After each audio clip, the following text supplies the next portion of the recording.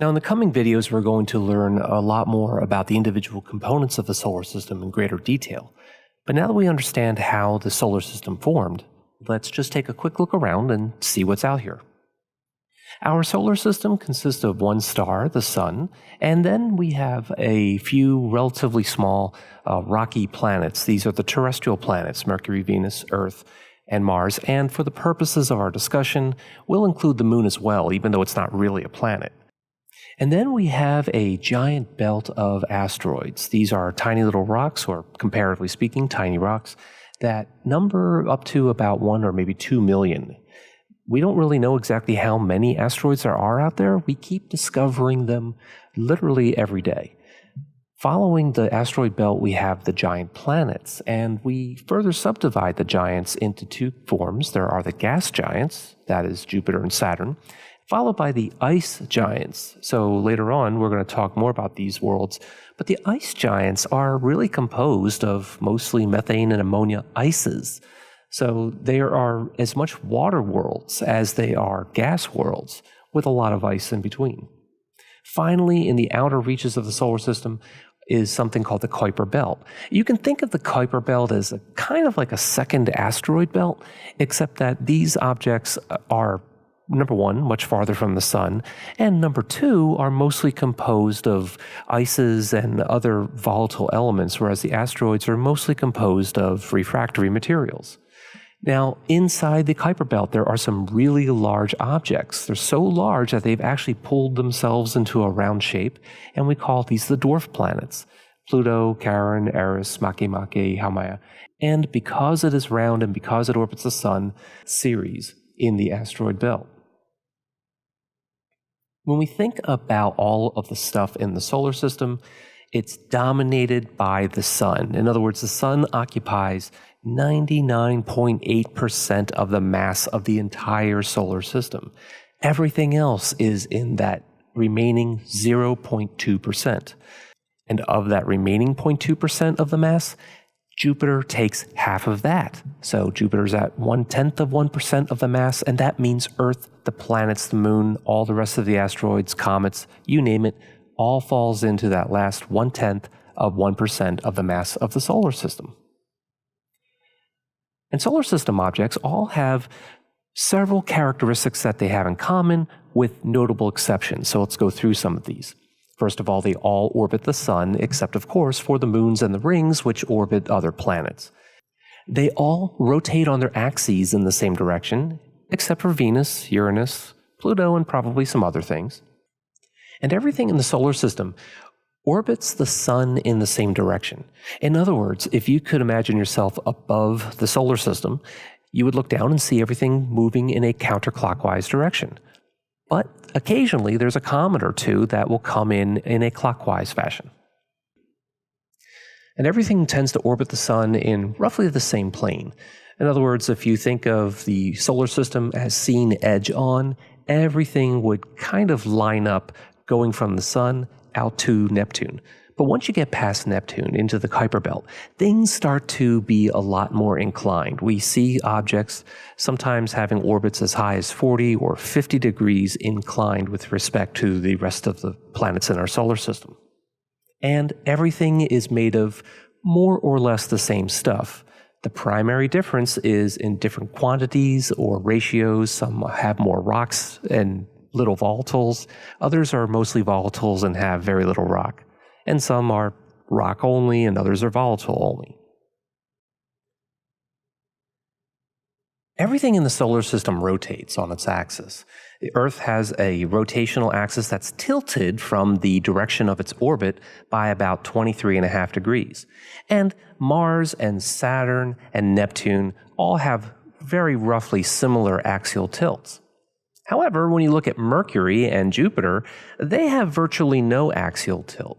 Now remember, the axial tilt is the reason for the seasons, right? So the fact that Mercury and Jupiter really don't have any axial tilts to speak of, in other words, they're pretty much rotating perpendicular to the directions of their orbits, that means that these two planets really don't experience any seasonal variations.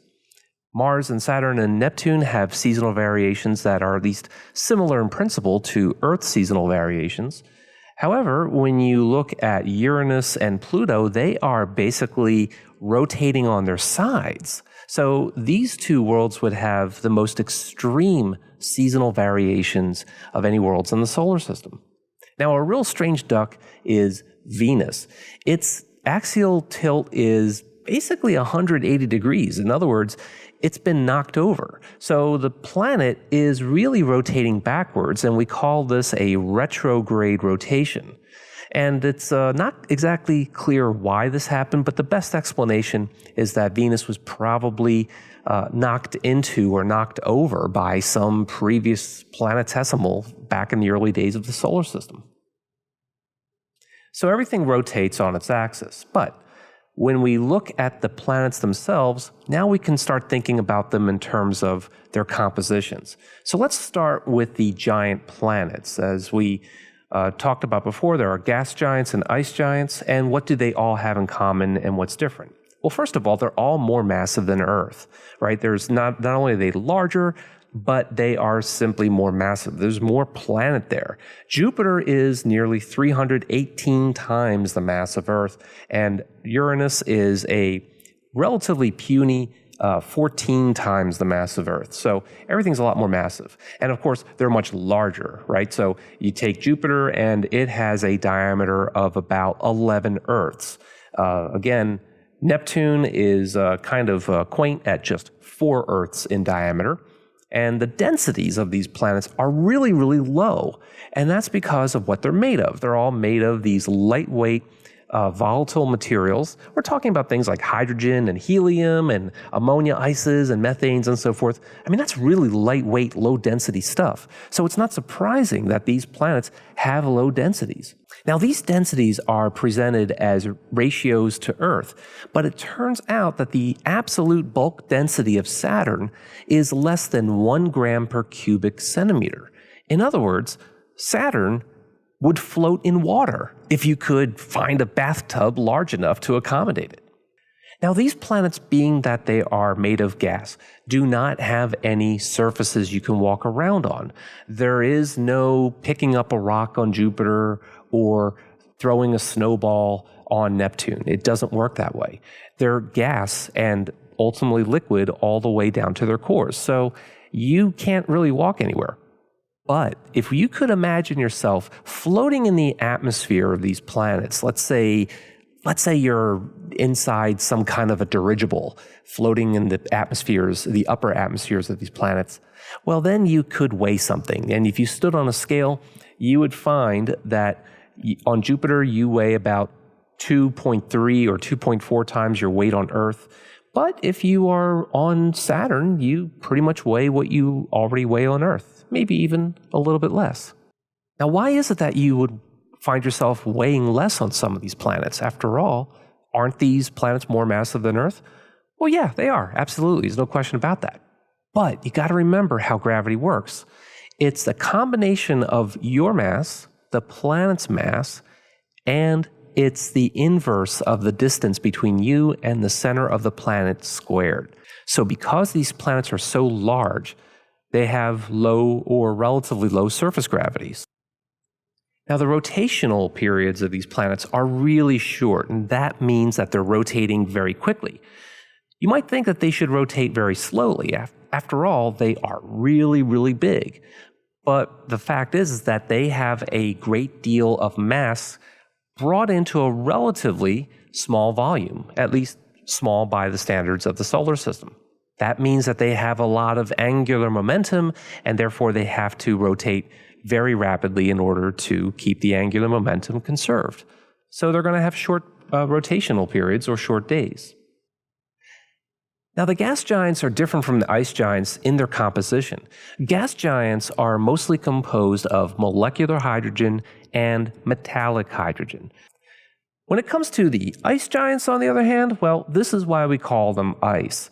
You do have hydrogen, helium, and methane in the upper layers, but its interior mantle is mostly going to be water and ammonia and methane ices. So the interiors of these planets are slushy. Let's talk now about the terrestrial planets. And again, we're going to include the moon in this discussion. So we're going to compare everything to Earth once again, and we find that the masses of all these planets are a little bit less than Earth. Venus is the closest in terms of mass. The sizes are also smaller than Earth, although Venus is essentially Earth's twin in this regard. Likewise, the bulk densities of these planets, well, there's some surprises here. The Moon and Mars both have a lower density overall, as we would expect. But you notice that Mercury, and not Venus, is the next densest object in the solar system. And this has a lot to do with Mercury's formation, as we're going to learn about later. But basically, we think that Mercury, once upon a time, was on its way to becoming a Venus or Earth-sized planet, and something stripped off its outer layers, leaving behind a core and a relatively thin mantle and crust. So this is why Mercury has such a high density. The gravity on the surface of these worlds varies a little bit. Venus is unsurprisingly very similar to Earth. So you would weigh about what you weigh on the surface of Venus, as you do here on Earth. But when you're on Mars, you suddenly have lost some weight, as you have lost quite a lot of weight on the Moon. Now, the rotational periods of these planets are a little bit different. Mars and Earth both have very similar rotation periods. Mars's rotation period is just a little bit longer than Earth's. However, Mercury and Venus both have much longer rotations, and this is for very different reasons. We think Mercury has a long rotation period because of tidal interactions between the Sun and the planets outside of its orbit, whereas Venus probably would have had a more Earth-like rotational period, but something interfered with it, knocking it over, causing it to reverse its rotational direction, and as a result, losing a lot of energy in the process, so it has a very long rotation. As a matter of fact, a day on Venus, if you think about rotating once on its axis, is actually longer than a year on Venus. Now, the thing that really differentiates these planets from everything else in the solar system is that they are differentiated. In other words, what we're saying is that when all these planets were forming, there were all kinds of materials flying around everywhere. We learned about how planetesimals grow and they collide with other planetesimals. They break apart and they melt and they form together again.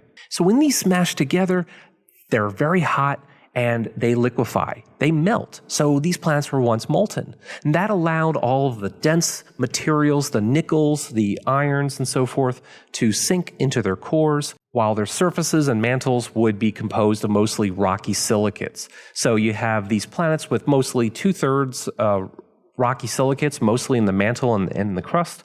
And then you've got these iron, nickel, and iron sulfur cores, the really dense stuff that sinks into the very core of the planets. So everything we've talked about so far is what we now refer to as a classical planet. These planets all orbit the sun. They all have roughly the same plane, and they've all cleared out their orbits. However, we have a number of objects way beyond the orbit of Neptune, and for this reason we call them trans-Neptunian objects, or TNOs. So these are all illustrations with the exception of Pluto. Those images of Pluto and Charon are made possible by the New Horizons spacecraft, which flew past those two worlds in 2015. Everything else is an illustration. Here are some actual images of these objects. So Pluto, Eris, Makemake, and Haumea, and Ceres are classified as dwarf planets. Okay, so why are they dwarf planets? This was a decision that was made back in 2006, and it seemed to get people kind of upset because they thought that Pluto was no longer considered a planet. In fact, Pluto is still a planet, but it's a dwarf planet. So what is a dwarf planet? Well, a dwarf planet is an object that orbits the sun, just like Earth and Jupiter and so on. These planets are massive enough that they were able to pull themselves into a round shape and achieve hydrostatic equilibrium.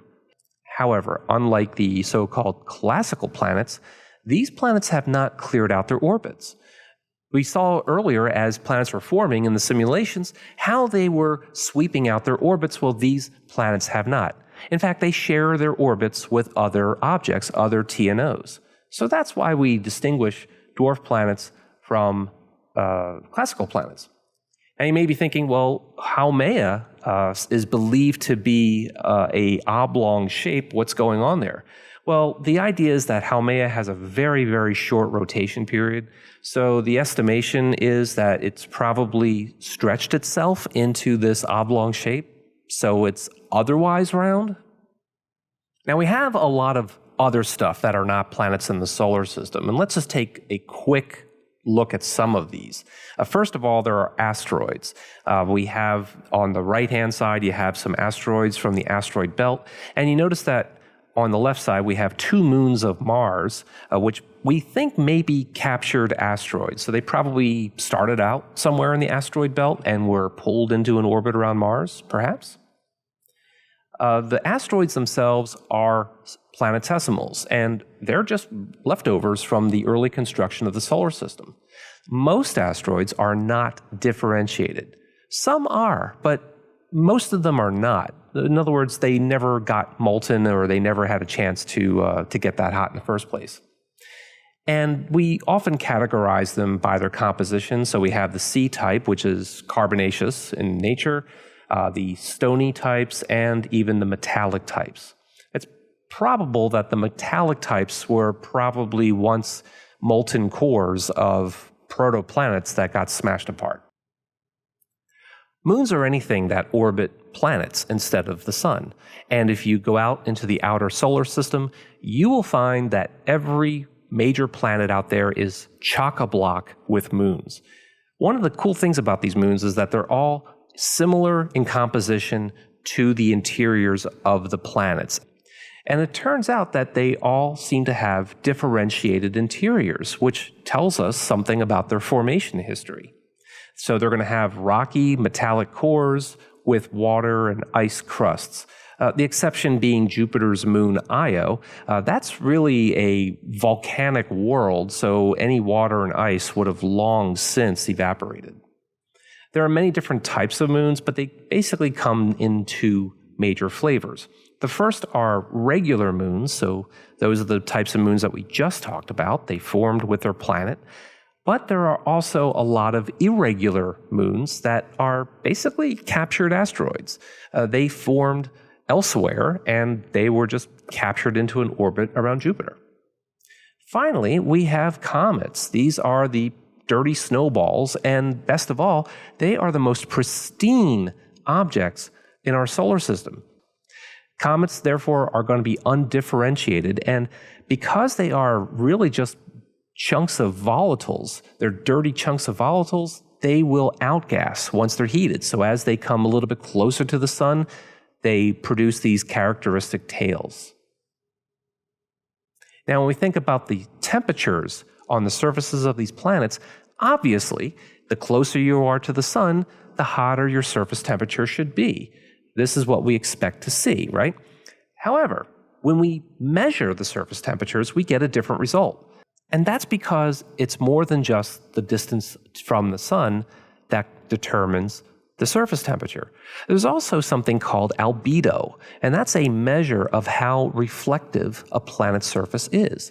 So if a planet reflects most of the light, then it has a high albedo, and therefore it's going to stay relatively cool. But if the planet is really dark, then it's going to absorb more light and warm up. And remember, most of these planets have atmospheres, namely Earth. So there's a greenhouse effect, which further raises temperatures at the surface. And finally, planets have varying degrees of internal heat. At least some do. Others, like Mercury and Mars, probably no longer have much internal heat at all. But planets like Venus, Earth, Jupiter, Saturn, Uranus, Neptune, all of these worlds have internal heat, which occasionally manifests itself near their surfaces. We have things like volcanoes and other activities that keep the surface warm from within. So that's a very quick look at our solar system. And from here on out, we're going to explore different categories of worlds in greater detail.